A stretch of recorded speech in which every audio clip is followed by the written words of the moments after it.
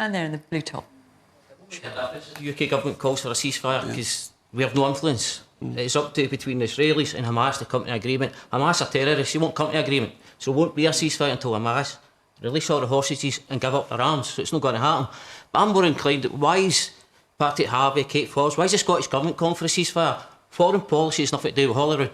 Holyrood is a branch of the UK Government. It's supposed to work with it, not against it. And we're seeing with the COVID inquiry, they actually used it as a battering ram. People dying, and they wanted to use it as a battering ram against the UK Government because they wanted their army. Holyrood should be shut down. It's time for it to be put in place. It was a bad experiment. It was a good idea at the time. Close it down. Time for it to go. Kate. And the woman in the pink jacket, a little bit further along. Well, I don't think the youngsters should be having free travel. When I was young, we never got it, and it was my parents that had to get me around the country. And basically, we do pay the most tax in the UK, which is a disgrace.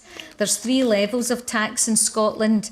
20,000 earners, they pay 21% tax. 43, if you earn 43,662, you have to pay 42% tax, and 75 and above pay 45% tax, which I think is ridiculous. And there's another tax now as well. There is another tax. We've got several levels of tax. Let her speak, though. We have several levels of tax, and I also agree that we shouldn't be having free prescriptions. We should contribute to our prescriptions. England, for people on life-saving drugs, they get all their drugs, but they pay £90 a year, which is nothing to have life-saving drugs.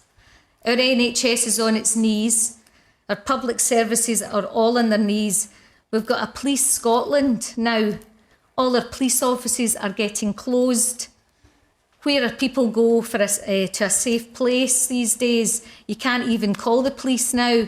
Nobody turns up. Our services are on its knees, and Scotland needs to wake up to that, because you can't keep taxing average people. My son's an average earner, and he will soon be hitting a very high tax bracket. No. For a young man and a young family, it's not fair. Okay. And Scotland cannot keep taxing and taxing and taxing to pay for free bus travel for children. Another thing, okay, I might have to bring the panel in. The bus drivers are complaining because they're wrecking the buses and they're getting around the city and being disruptive. Just on can I just bring, given that Kate was Finance Secretary when a lot of this was going on, what's your response to that? Well, my response is that the public finances need to be resolved by considering the root cause and not penalising people who are not part of the problem. And at the end of the day, why are we facing challenging finances? Well, because our economy is stagnating, because we've had some of the most stubborn inflation rates in the G7, and ultimately because of Tory mismanagement of our economy. Does anyone remember Liz Truss? The woman at the back in the white top. Yeah. Could I go first to the free passes? Basically, in principle, I would agree. We need public transport to go green, that's for sure. But the big problem, you're giving it to young people, but we have an obesity crisis because young people don't walk the way people had to walk years ago.